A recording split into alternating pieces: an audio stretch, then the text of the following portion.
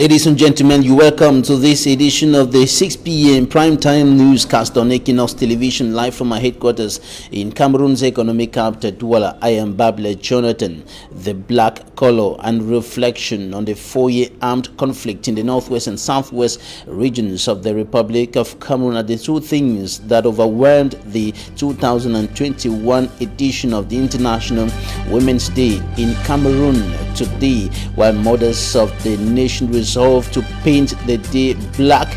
Others went into a reflection on the crisis that has brought untold suffering, pain, sorrow to women across the country who have seen their peers being killed, their husbands killed and tortured, their children also killed and tortured within the framework of the 4-year-long armed conflict in the northwest and southwest regions of the Republic of Cameroon. And out of the country, Senegalese opposition leader Ousmane Sonko is charged with rape, and he says it is a politically motivated charge, and has called on Senegalese to take to the streets in their numbers, protesting against what he considers as an attack on his personality.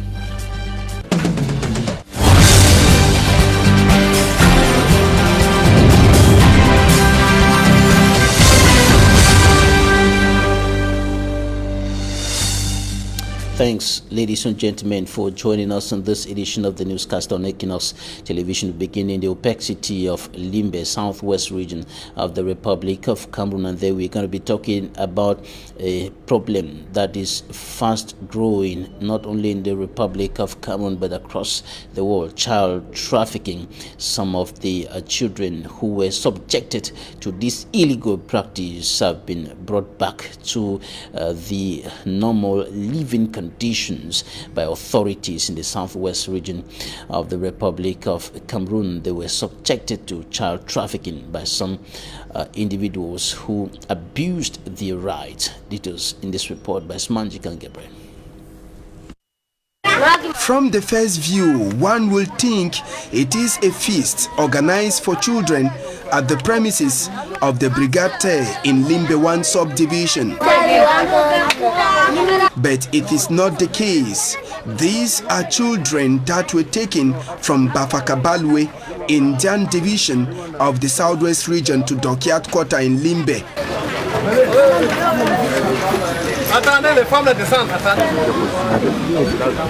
The children, before leaving their parents, knew that while in Limbe they will have a new lifestyle as they will be sent to school. But unfortunately, they were transformed into laborers.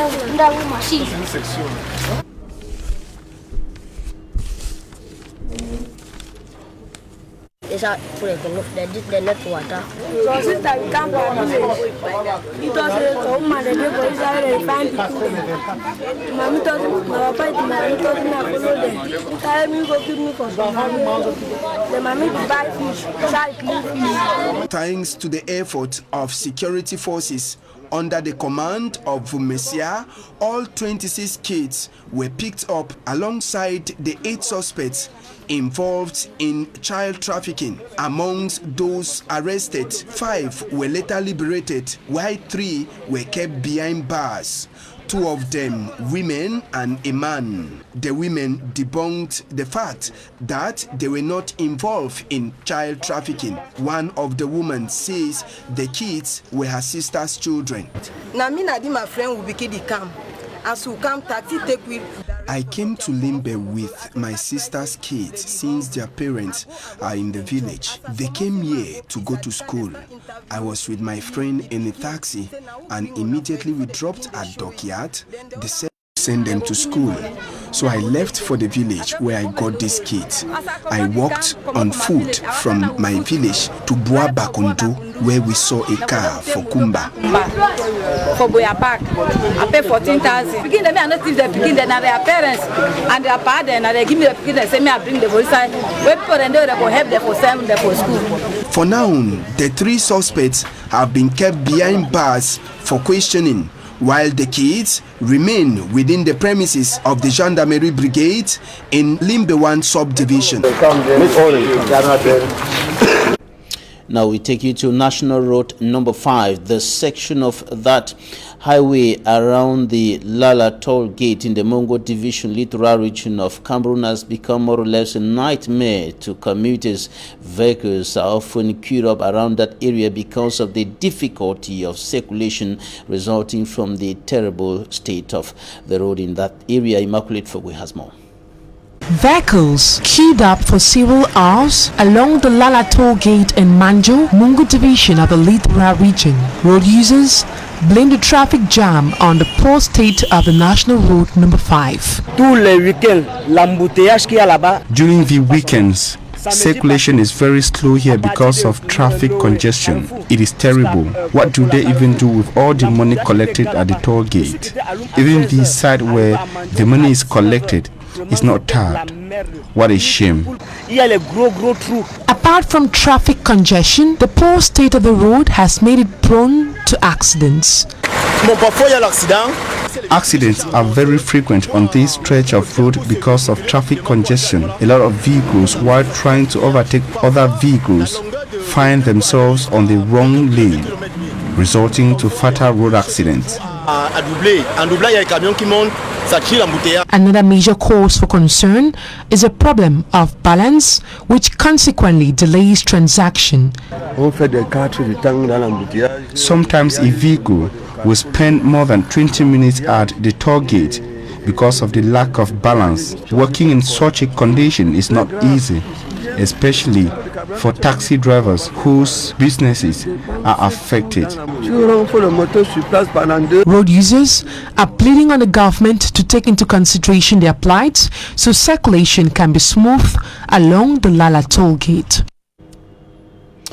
Women, notably mothers of the nation, the Republic of Cameroon, decided to paint this edition of the 8th of March celebration of the International Women's Day in black, with regards to the challenges, notably security challenges that the country is facing in the northwest, southwest, far north, and even in the east region of the country, where several women have been killed, their husbands and children killed and tortured or arbitrarily arrested, according to some legal minds in the country, and they are pressing for solutions to the Anglophone crisis, mounting pressure on the administration to find solutions to the crisis in the northwest and southwest regions of the country, but also the Boko Haram problem in the far north region of the Republic of Cameroon. In the meantime, women in Limbe in the southwest region of the country said the fact that celebrations could not take place this year, as it is often the case as a result of the coronavirus, gave room for reflection, deep reflection on the crisis in the northwest and southwest regions of the country, in particular a crisis that is affecting women in many ways. Details in this report by Davidson Maimo. Monday, 8th of March 2021, Community Field Limbe, International Women's Day celebrations ground in Fako Division, Southwest Region. No Women's Day kaba could be sported. Same as the National Youth Day celebrations, the Cameroon government cancelled International Women's Day celebration as a measure to contain the spread of coronavirus. As a woman, I think it is a very good decision, because first, on 11th of February, children didn't march. Why should we go marching? It is for our health reasons. Okay, they will thank the government for that. They've saved us some money, because you go out and spend when you don't even have the money. Some women opine the strategy used by the government against COVID-19 is really confusing, citing other crowd-pulling activities ongoing. We go into churches, we are in the crowd. In the markets, we are in the crowd. And in other places, we drinking parlors, nightclubs. So it's a whole paradox. This, some say, is an interference to the right of women. I don't know why women have been stripped off this great day of joy. In other places, women are enjoying.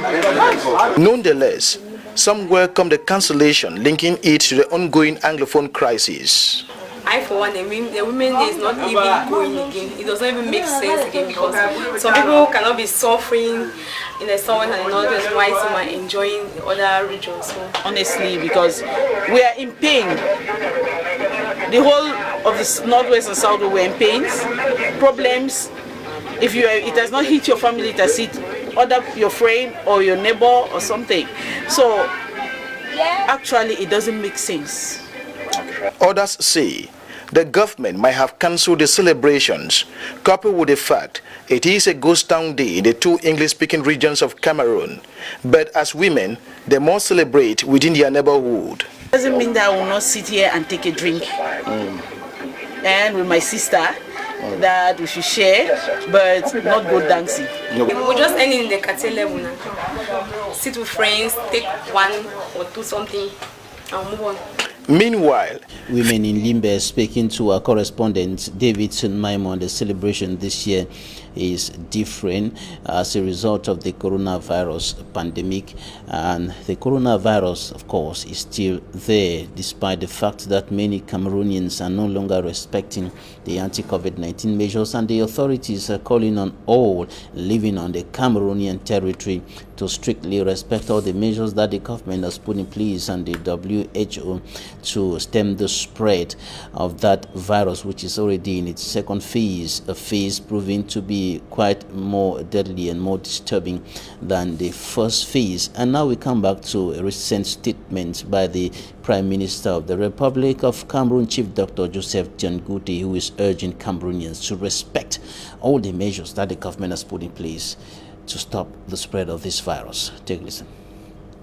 Particularly insist on the imperative need to rigorously respect the limit of 50 persons as well as safety measures during meetings, ceremonies, events, and other official or private celebrations, especially when these meetings take place in closed spaces in order to avoid the emergence of clusters. We must not lose sight of the fact that each individual protects himself and protects others. With a view to strengthening our prevention mechanism, the government, on the instructions of the head of state, has taken steps with partner organizations to acquire vaccines against COVID-19. More than 1 million doses of the vaccine will be available in the very near future. Once these vaccines become available, a vaccination plan shall be set up and vaccination shall be voluntary.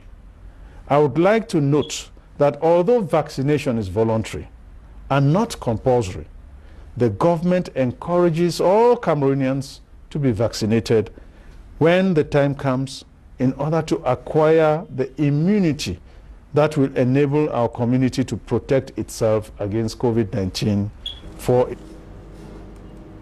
The power tussle between the Wuri prefect and the Littoral Regional Delegate of Basic Education on one hand and the mayor of the Douala 1 council area on the other hand ends, and primary or better still nursery schools within the sub-region go operational again. The schools had been shut down on the instructions of the mayor of the Douala 1 subdivision, and the schools have reopened their doors. Details in this report by Fomi Armstrong Sanda.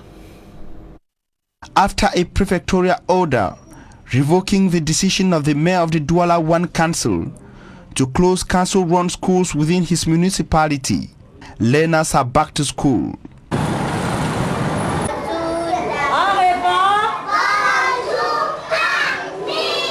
At the community-run nursery and primary school Daido, parents could be seen as early as 7 a.m. queuing in with their kids, though very undecided on if it was a good decision to close or open schools. On s'attendait à ce que les enfants fréquentent normalement, mais si c'est pour une bonne cause qu'on a dû arrêter. We wanted our kids to study unperturbed, but if the school was closed for a good reason, who then are we to contest? Ben, je sais pas qui suis-je. Happy to bring back their kids to school and at the same time afraid of a possible risk. Si, j'ai quand même peur. Yes. We are honestly afraid. COVID is real and children are mainly carriers. We are afraid that they can get contaminated and later bring the disease to their parents. La maladie ne se manifeste pas vite chez eux, par contre chez les parents. Some parents say they were afraid of a permanent lockdown of the school throughout the COVID-19 period. Oui, j'ai eu cette peur. Yes. I was afraid that the school was closed permanently. However, when I learned that the school was reopened, I became so happy.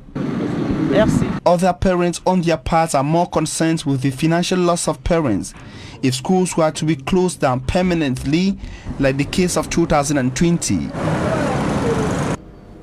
Out of Cameroon, a judge in Senegal has charged opposition leader Ousmane Sonko with rape and released him on bail after days of deadly protests sparked by his arrest last week. 46-year-old Ousmane Sonko is accused of assaulting a woman who worked in a beauty salon, and he says the case is politically motivated to stop him running again in elections in 2024. Demonstrators scuffled with security forces outside the court in the capital Dakar before the hearing today. Police have deployed armored cars in the wake of Senegal or several days of clashes in which at least 8 people were killed, and of course that is happening in Senegal. And among the 8 people who were killed is a teenager in the southern town of Diaoubé, and this is the most serious violence Senegal has been seen for several years. Ousmane Sonko is a popular politician among young Senegalese and an opposition collective known as the Movement for the Defense of Democracy, and he has called for 3 days of mass protest starting today. Now, out of Cameroon, we talk about South Africa's business tycoon and role model Patrice Motsepe, who is now the lone candidate standing for the post of president of the Confederation of African Football. Few days to the CAF election in Rabat, Morocco on March 12, the other 3 candidates have given up, and Patrice Motsepe is now the lone candidate running for that position. Details with Innocent. Top South African businessman Soweto-born Patrice Motsepe is believed to be a veritable source of inspiration to young South Africans who look at him as their role model. He is seen as one whose hands turn sand into gold, a reward of his unlimited generosity. The business magnate, political figure and football promoter today sees his aspiration to become president of the Confederation of African Football come true. As at now, Patrice Motsepe has emerged as the favorite for the impending CAF presidential election. The Mamelodi Sundowns owner now gets a promised support from the Senegalese candidate Augustin Senghor, who withdrew from the race. Ivorian Jacques Anouma is known to have also announced his withdrawal. Mauritania Football Federation President Ahmed Yahya will follow suit as part of a deal brokered by FIFA President Gianni Infantino. According to information released by Times Live, the pre-CAF president Patrice Motsepe has been assured by Senghor and Yahya they will serve as his vice presidents, while Anouma is set to be his advisor once he is projected the 8th CAF president on March 12 at the elective congress in Rabat, Morocco, as he is now unopposed. The South African role model is moving into the CAF presidency with a 10-point action plan to change the quality of African soccer. When launching his campaign manifesto for the CAF presidency recently, Patrice Motsepe said football must be run as a professional business, and therefore the continent's football controlling body needs to familiarize itself with the cornerstones of sound corporate governance practices. He believes the core tenets of sound governance includes responsibility, accountability, transparency and fairness, and that sound corporate governance therefore provides one of the pillars for the on-field sporting success. Patrice Motsepe thus debunks lack of football infrastructures on the continent, insufficient sponsorships, and others to be main factors impeding growth of African football. Thus, to him, corruption and incompetent administrators are to be blamed. Being a clear example of his personal life, his good managerial skills made his mining business prosper, with him becoming the first South African billionaire. Same good managerial skills made his football team, Mamelodi Sundowns, to become outstanding and famous in the continent with the several championship and league trophies it has snatched from super teams in Africa. Some persons understand withdrawal of other candidates to support Motsepe's candidacy for the CAF presidency stems from these clearly visible and practical achievements of the CAF presidential hopeful. No wonder many often say action speaks louder than words. Look, Minister, listen to... And that's it for the first part of this newscast. Talking Point is up next.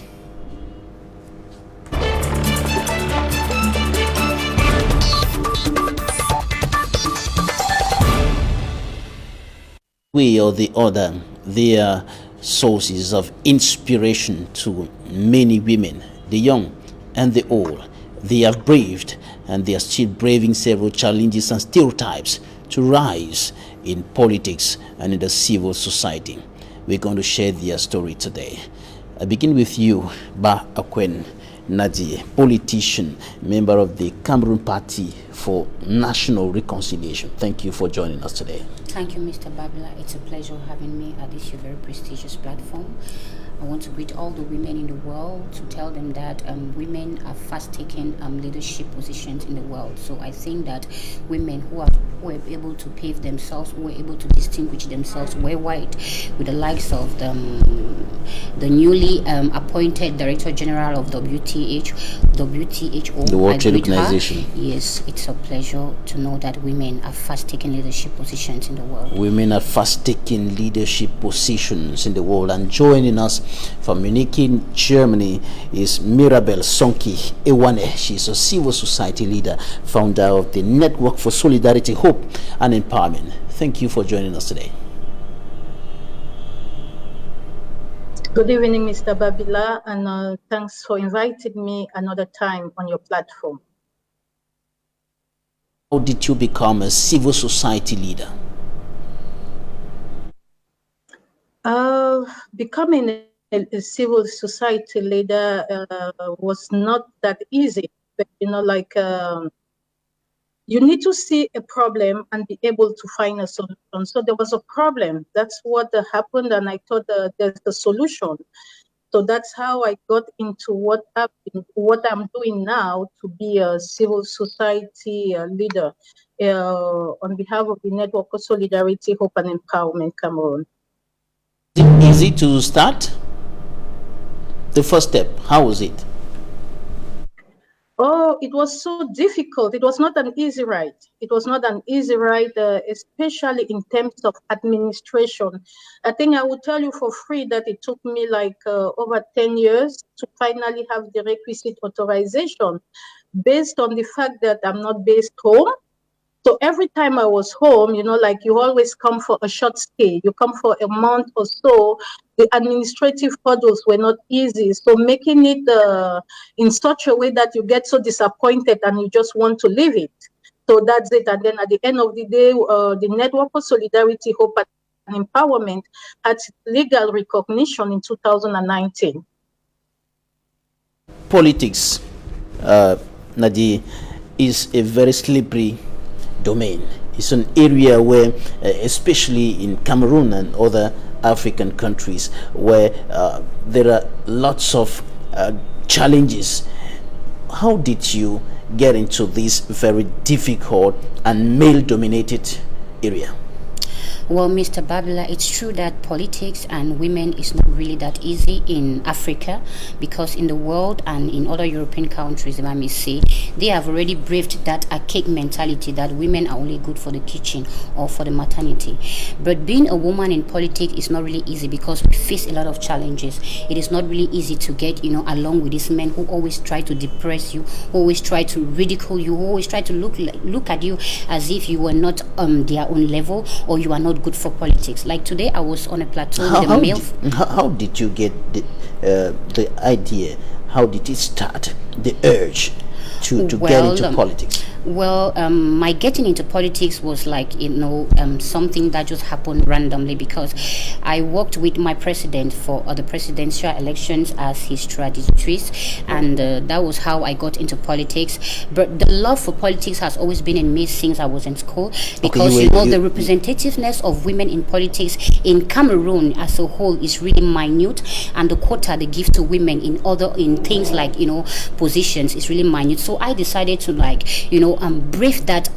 brave all that barrier to tell the world that women in Cameroon can also get into politics and change situations. All right, you were translating documents. Yes. For the president of your party, of course, Honorable Cabral Libi. Sure. You were his translator, and you were translating political documents, yeah, and reading through, probably getting inspired by some of the ideas that you were reading and translating. Yes, Mr. Babila, there is a saying that says, if you do not do politics, politics will do you. And we do politics every day. So when I started translating these documents of my president, there were some things that really attracted me to this, because everything in the world is being controlled by politicians, if you may say, and the political sphere of Cameroon, it's a kind of one that is really poisons. So I decided to get into politics to cleanse that politics, and try to remove that mentality that politicians are not really clean, or they are not truthful. So that's why that was my urge factor to be able to get involved into politics, to be able to do politics in a different way. Yeah, the general idea is that politics is a dirty game. That's it. Politics is a game of liars. Politics is a game of people who make false promises. Sure. The tendency is that politicians always work for their stomachs. But I want to cleanse that. We are supposed to, bring an era of politicians that are more interested in the demands of their population. So that is why I get into politics. It is not like I got into politics to fulfill, that kind of desire to be at the top. I got into politics to help those who are voiceless, to help the women there who cannot express themselves freely. So that is why I really got into politics. That's why you got into politics. Now, Mirabel, you are in the civil society. What are some of the obstacles that stood right before you, threatening to hinder you from getting to this domain and doing exploits? The challenges, as I earlier said, were the administrative procedures. It was not easy. Sometimes you ask yourself, you want to help your community, and you see the need of doing this thing, but the administrative hurdles, like I told you, it took over 10 years, because coming to Cameroon and staying for 1 month, it's not time enough for you to, to carry out all your administrative, to carry out the administrative things. You have a lot of hurdles that, you can't even say. And then also there's some kind of disdain for a woman. What do you think you're coming to do? Do you think you're going to change the world? You are just a woman. This is some of the things you heard. However, we had some support from some people you least expect. So it has never been that easy to, to succeed. It's not only an issue of Cameroon, it's an issue, it's a global thing. You might think that I live in the diaspora. There's still this challenge with the, with a lot of stereotypes. Being a woman, there's a lot, not only in the African society, but in the diaspora, it has not been easy. It has not been easy to be able to, because as I say, the things you see out there, which you think they can fit in your community, that's how you have to carry it back there. And for me, it's that strong desire to make it, and which was enabled by the education, because I tried, I left Cameroon with a degree in law, but that was not sufficient. that was not sufficient to make it. There was so much you had to integrate in the European society. It's not because you know, like you have other things. You are black, you have the racism, you have the sexism. There was a lot of challenges that you had to overcome. And this was, you know, like as I say, you know, like every society comes with their own problems. So you have to try to, you know, like overcome them by starting to have that desire to break all the barriers. So that's how, you know, like that's how things went on, and you know, like I was able to get there. Those negative perceptions and statements like you're just a woman, what do you think you can do? Can you change the world? There is already an established order and you will not be able to change it. Those negative perceptions and statements came from who? The men, the women, authorities? From the men, from the women, from authorities as well. You know, like it's something, you know, like this. I just want to say this. It's socially constructed. Even your peers look at you as like, oh, what does she think she's doing? Is she going to change it? We live in a society, you know, like we live in a society where you have opportunities. Sometimes we as parents, you know, I want to say maybe I failed, but I will not let my daughter to fail because she was born there and raised there. And I have to tell her, you know, you have the yam, you have the knife, you have to cut it the way you want it. Because if you let other people to cut it for you, they will not give you what you want. They will choose what they want for you. So don't do that. Take the yam, hold the knife and shape it the way you want. I was talking the other day with some ladies. I told them, you know, it's rather unfortunate that we are so complex. We are so complex that we don't want to get out of that cage that we've been caged. Because for me, it's some kind of, imagine somebody, I remember some December ago, I was in Cameroon and I was at the graduation of Siantu. And there's the guy who was making the speech. He's telling his colleagues, his classmates who are graduating, that they should go and get married. And I screamed, and I'm like, excuse me? So they got degrees to go and become housewives? This is stupid. For me, it's like, you know, any woman who want to think that because, you know, you have to be married to be something, and then you need a rethink of what you really want. Is that the purpose you were born for? No. You are a mother, you are a wife, you are a sister, you are a daughter. You bet that man who is trying to shape your life for you. So you have to be very careful, you know. These challenges are strong in the diaspora as they seem to be in Cameroon and other developing nations of Africa.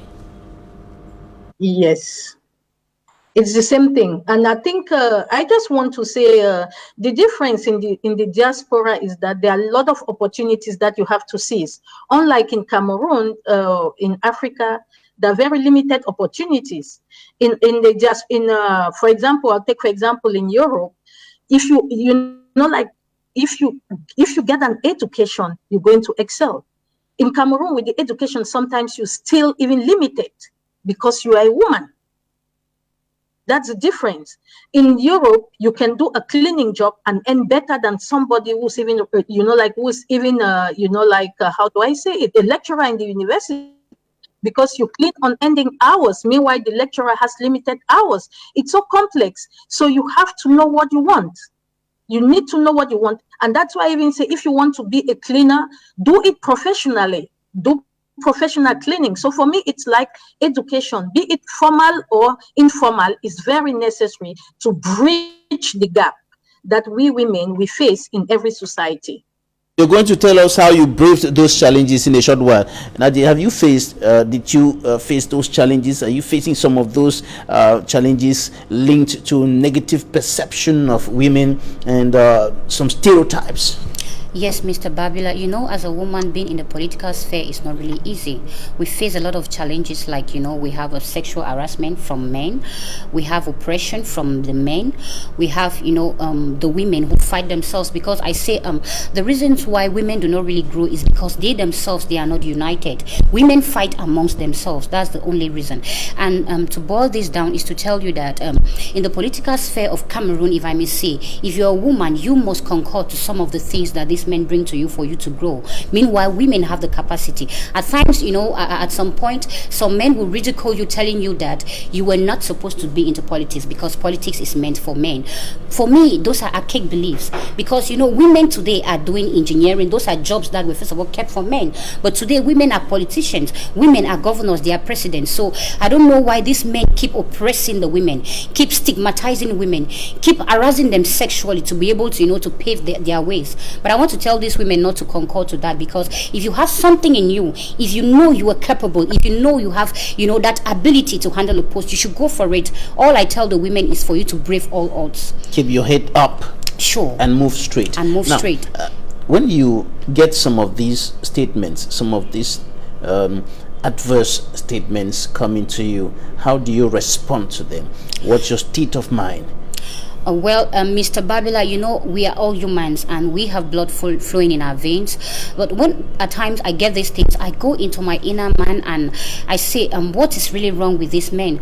Don't they think that women don't have that capacity? Don't they think that women are able to hold responsible posts in this society? Mr. Babila, let me tell you, even in our cake days, women were the ones who took decisions. If you go to our chiefdoms today, those people they call the Mafo, they were the ones that, mothers. Yes, they were the ones that told their husband, do this, and the men go out and do that. So at one point, women were working and their works were not given visibility. They were working in the background. Yes, they were working in the background and their works were not given visibility. So I think that women are strong enough, to take part in decisions making. And I know that at one point in life, you might get discouraged because of all what you face, all what you have. At times, men do not want to accompany you. We have financial problems. Like, some of our women who are in the villages who are trying to do agriculture and other works, they do not have financial assistance from these men because they think that you're only good for the kitchen, you're only good for the maternity. So I think that women should be able to brave their way, should be able to break that archaic bundle mentality that women cannot do something that can impact the society positively. Women, it is often said, can do everything and even better than. Well, Mr. Babila, I do not want to rely on that statement that says that what a man can do, a woman can do better. I still want that what a man can do, a woman can do as well, so that all of us, we work together. Because at one point, women tend to compete with the men. We are not competing, and we are not trying to complement them. We want to work together to build a country that is working towards an emergence. I think that's very important there. It's not competition. We are not competing, because when you start competing, you tend to like fight each other and bring some kind of negative energy into the work. I think that men and women are supposed to sit on a table and do the consultation and work together to build a country that is working towards emergence. Mirabel, tell us, how did you brave through those challenges that were staring at you right in the face? Already the issue we have a lot, most of Africans, is that when we get to the West, we don't even know our left or our right. So the first thing was to get educated about rules and procedures, the opportunities that were at hand for me to be able to seize them. I remember one time I went to look for a job. It was so funny because it was a job that needed an advanced level. I had a first degree, and I was told I was overqualified for the job. Excuse me, how can somebody be overqualified for a job? I was overqualified not because I had a first degree, but I was overqualified because my face was not what they wanted at their reception. That is it. These are some of the challenges. So later on, I choose to, I choose to open a company on my own because, okay, that's an opportunity. It was a cleaning company. I had to go professional. Opening a cleaning company where I could recruit people. I became an entrepreneur. So these are some of the challenges you face out there. It's just same like in Cameroon today. You go, I've sent a lot of girls and things like that who are qualified and whatsoever to apply for jobs, but they cannot apply because, they are faced with sexual harassment, you have, like some indecent proposals, and those who have, those who have values, tend to turn down the job, say, I'd rather stay and don't work than, like accept that. Meanwhile, you have some who accept it for the first time and it becomes a norm. So these are some of the challenges that, like the challenges are the same everywhere. It's not only in Cameroon, the same challenges. The only difference is that you have rules that if you report harassment in the, like in the West, it's taken really seriously. It's not taken for granted, like in, like in our society, where even the women would tell you, I would have given him a story finished. Meanwhile, in the West, it's something which is taken seriously. The director might lose his job. The challenges are so enormous that the same, and then, also being in the West, you by yourself, you have to pay your bills, whether you like it or not. Unlike when you are back home, you have family support. Even if you cannot pay your rent, you can move back to the house, to the family house and things like that. In the West, there's no family house. There's nobody who's going to support you. You're staying with a friend, you have to pay the bills. Women who perceive or see challenges as reasons to give up?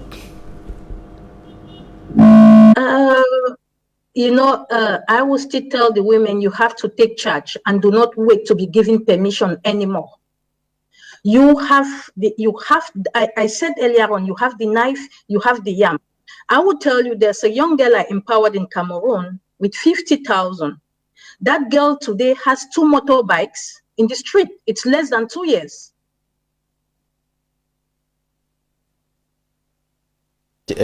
Quite interesting there. But Nadia, we are rounding up. Women looking at you now, some of them might have tried one thing or the other and it's not working. They tried politics like you, but they are not making it through. What will you tell them? Well, I want to tell all the women out there who are listening to me this evening that whatever you do, you need to believe in yourself. You need to persist and you need to continue doing what you're doing, because they say in life you cannot sit down and want honey. You must go in search of honey. So that's what I tell women, because even in every institution, women will always face problems, unlike the men. So I always tell them that leadership is being seized and it's not given. So you need to be bold, you need to be confident, and you need to be able to achieve what you want to achieve. If you believe in yourself, persist in your goal, your dreams and your visions will come to reality if you give it a positive energy. You have to be positive, you have to be bold, you have to be confident and determined. Thanks so much. Ba Akwen Nadi, politician, member of the Cameroon Party for National Reconciliation. Thank you for your time. What's a pleasure, Mr. Babi. Mirabel Sonki Ewane, civil society leader, founder of the Network for Solidarity, Hope and Empowerment, who joined us today from Munich in Germany. Thank you for your time. Thanks, ladies and gentlemen, for staying with us. That will be it for today. Equinox War comes up next. Stay with us.